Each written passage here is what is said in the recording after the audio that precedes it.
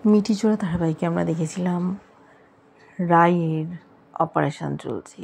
অনির্বাণ খুব দুশ্চিন্তায় দোষারোপ করছে স্রোতকে, কেন ওর দিদিভাইকে ছেড়ে চলে গেছিল, যার জন্য উত্তেজিত হয়ে এই দুর্ঘটনা ঘটতে চলেছে। কিন্তু শেষ পর্যন্ত এক কন্যা সন্তানের জন্ম দিয়েছে রায়। খুশি হয়েছে পরিবারের সদস্যরা। বাচ্চার সাথে যেন কথা বলেছে অনির্বাণ, কেমন হয়েছে, কার মতো দেখতে, এই নিয়ে ওরা একে অপরের সাথে আলাপচারিতায়। এদিকে স্রোত বুঝতে পারছে যে সার্থক মেনে নেবে না কিছুতেই, অপরাধীদের শাস্তি দেবেই। ডেকেছিল স্রোতকে আলাদা করে, বলেছে তুমি তোমার মেজদি ভাইকে বাঁচানোর চেষ্টাও করো না, তুমি তো গিয়েছিলে, কি কথা হয়েছে ক্রান্তি ভাইয়ের সাথে? ও বলেছে যে আমি ওখানে গিয়ে যা দেখেছি এরা মোটেই ডাকাত গুন্ডা নয়, ওরা অনেক ভালো মানুষ, যারা খেতে পড়তে পায় না তাদের খাবার দেয়, প্রয়োজনে নিজের বস্ত্রটাও দিয়ে দেয়। এরকম মানুষের সাথে আমার আগে আলাপ হয়নি, আমি নিজেকে অন্যরকমভাবে চিনতে শিখেছি। কিন্তু সার্থক কিছুতেই নীলুকে ছাড়তে চায় না, ক্রান্তির শাস্তি চায়। বলেছে স্রোতকে সমস্ত কথা বলবে, সাথে সাথেই অস্বীকার করেছে। আমার সাথে তো মিজদি ভাইয়ের দেখা হয়নি, আমি কোথাও যাইনি।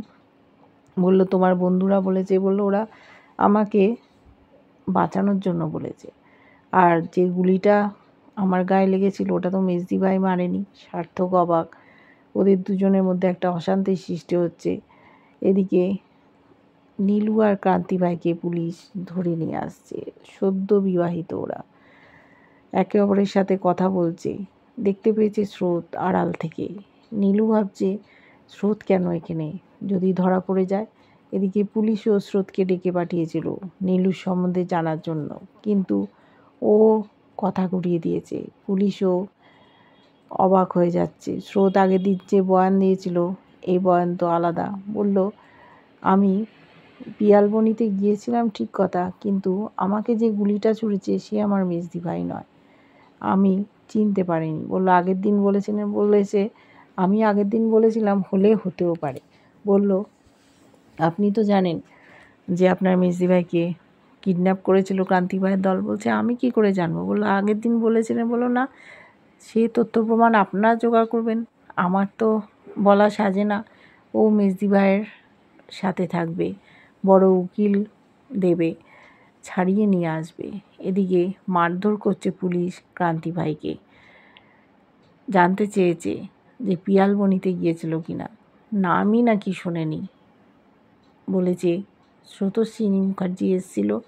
বললো না, আমি তো এই নামে কাউকে চিনি না। নীলুকেও খুব মারধর করেছে। নীলু কী করে ওদের দলের সাথে যুক্ত হলো? ওকে কি কিডন্যাপ করেছিল? ওই কি স্রোতকে মেরেছিল? প্রত্যেকেই অস্বীকার করছে, দলের কেউ ধরা পড়েনি। ক্রান্তির যে একটা দল আছে এটা ওরা প্রকাশ করতে চায় না, তাতে ওদের হয়তো শাস্তি কম হবে। মারধর খাচ্ছে, কিচ্ছু পেট থেকে কথা বার করতে পারছে না।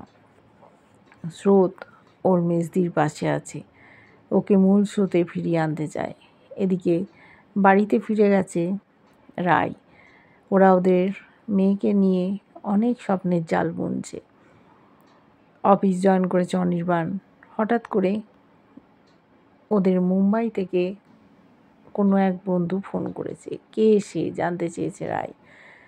সেই নিয়ে ওরা চিন্তায় আছে, কে কে বন্ধু ছিল, অনির্বাণের সাথে কারুর সখ্যতা ছিল কি না, সমস্ত কথা রায় খুঁটিয়ে খুঁটিয়ে জানার চেষ্টা করেছে। আগে ভালোবাসা ছিল কি না। অনির্বাণ অফিসে গেছে, একটি মেয়ে ওকে ফলো করে অফিস পর্যন্ত পৌঁছে গেছে। ছোটোবেলার বন্ধু সিমরান বাড়িতে আসবে, দারোয়ানের কাছে খোঁজ নিয়েছে যে কখন ও বাড়ি ফেরে। এদিকে বাড়িতে দেরি হচ্ছে ফিরতে। অনির্বাণের বাবার সাথে কথা বলেছে রায়, জানতে পেরেছে সিমরানের কথা, আরও অনেক বন্ধুদের কথা। সিমরানের সাথে বিয়ে দেওয়ারও চেষ্টা করেছিল ওর মা, কিন্তু অনির্বাণ বিয়ে করেনি, বিয়ে করেছিল কোয়েলকে। ভাবছে রায় যে জীবনটা আবার না ঘেঁটে যায়। এদিকে মেয়ে নিয়ে ওরা খুব ব্যস্ত। অনির্বাণ বাড়ি ফিরেছে, মা দরজা খুলে দিয়েছে। এত দেরি হলো কেন? বলেছে যে এতদিন তো অফিসে যায়নি, অনেক কাজ পেন্ডিং ছিল, ওই জন্য আমার আসতে দেরি হলো। সেই সময় আবার বেল বেজেছে। অনির্বাণ দরজা খুলে দিয়েছে। সিমরানকে দেখে চিনতেও পারেনি, পরিবর্তন হয়েছে চেহারায়। ও শাহরুখ আর কাজলের ফ্যান। সেই সব ডায়লগ আগে যা বলতে শুরু করতেই অনির্বাণও সেই ডায়লগ বলে।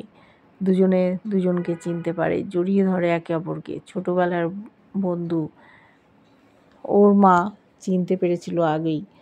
বাড়িতে ঢুকেছে, রাই আড়াল থেকে দেখছে, অবাক হয়ে গেছে। এত বন্ধুত্ব মেনে নিতে হয়তো পারছে না। ওখানে কাজের জন্য এসছে, হাওড়ায় কোনো একটা হোটেলে আছে, কিন্তু অনির্বাণের মা ওকে অন্য জায়গায় রাখতে দেবে না। ওকে এই বাড়িতেই থাকতে হবে, কিছুতেই ও থাকবে না। রাইকে দেখতে পেয়েছে আড়ালে দাঁড়িয়ে আছে। ওকে বলেছে যে আবার অনির্বাণ বিয়ে করেছে, খুব ভালো ম্যাচ করেছে, তোমরা খুব ভালো থেকো। আবার ওর আঙুলটাও কামড়ে দিয়েছে, নজর যাতে না লাগে। তারপর শুনতে পেয়েছে বাচ্চা হয়েছে, তার জন্য ছোট্ট একটা গিফট এনেছে। জানতে চাইলো কী করে জানলো? বললো বাবা জানবো না, আমি তো অফিসে খোঁজ করেছিলাম, সেখান থেকেই জানতে পেরেছি যে অনির্বাণ ছুটিতে আছে। এই নিয়ে ওদের হাসি মজা হচ্ছে, ওকে নিয়ে টানাটানি করছে। অনির্বাণ বলেছে যে এক্ষুনি মালপত্র নিয়ে বাড়িতে আসতে হবে, কিছুতেই ওকে ছাড়বে না। রাই কিছু বলার সুযোগই পাচ্ছে না। অনির্বাণ ওর মা সিমরানকে কতটা ভালোবাসে সেটাই দেখছে। সিমরান চলে গেল অনির্বাণের সাথে। রায়ের মনে শঙ্কা, কী হবে শেষ পর্যন্ত। এদিকে স্রোতও খুব বিপদে পড়েছে। স্রোত সার্থকের সাথে ভালোভাবে কথা বলতে পারছে না, অন্যরকম ব্যবহার করছে। ও দোষীদের শাস্তি দিতে চায়। কিভাবে নীলুকে জব্দ করবে, কিছুতেই ছাড়বে না। স্রোত বলেছে তুমি তো পুলিশের স্পাই, তুমি এই সব কাজ করে বেড়াচ্ছ। অবাক হয়ে গেছে সার্থক অন্য ঘরে চলে যাচ্ছে পড়াশুনো করার জন্য। বাবা কথা বলতে চেয়েছে, কিন্তু বাবার সাথেও কথা বলছে না। ওর বাবাই যে স্রোতের মাথা খাচ্ছে এ কথাও বলেছে। স্রোতও বেঁকে বসেছে, ও দিদিভাইকে ছাড়িয়েই আনবে। এদিকে পুলিশের কাছেও অন্য রকম কথা বলেছে যে আমি তো যাইনি মিসদি ভাইয়ের সাথে দেখা করতে, কতদিন দেখা হয়নি, ও কোথায় আছে আমি কি করে জানবো। এদিকে সবটাই জানে, কিন্তু পুলিশের কাছে স্বীকার করছে না। ওকে রাজসাক্ষী হতে বলেছিল, ও বলেছে রাজাই তো নেই, তার আবার রাজসাক্ষী? তাহলে পুলিশ কি রাজপেয়াদা? এরকমভাবে অনেক কথাই শোনাচ্ছে। পুলিশও উঠে পড়ে লেগেছে যে একজন রাজদ্রোহীকে শাস্তি দেওয়ার জন্য। এরা লুটপাট করে, কিন্তু ওরা যে কী কাজে নিজেদের উৎসর্গ করেছে সে কথা ওরা জানে না।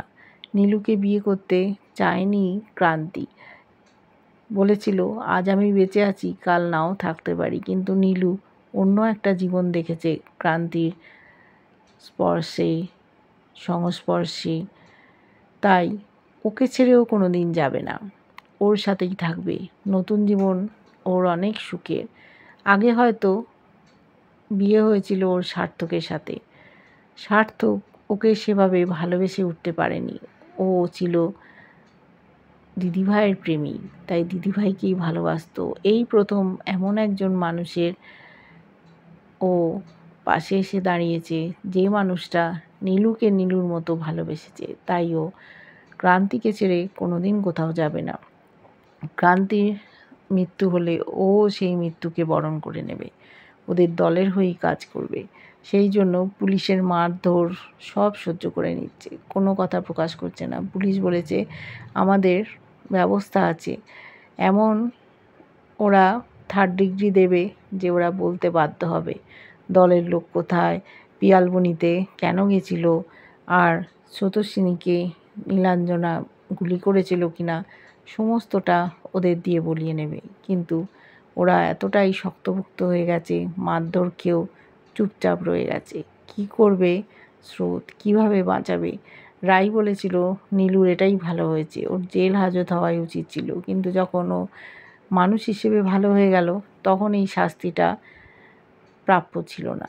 ও যেমন ছিল তেমনই থাকতে পারতো, কিন্তু সেও থাকতে পারছে না। কি করে বাঁচবে? দেখতে থাকবো। কেমন লাগছে তোমাদের জানিও। ভালো লাগলে লাইক কমেন্ট সাবস্ক্রাইব করে যারা ফেসবুক পেজ থেকে দেখছো ফলো করে সাথে থেকো।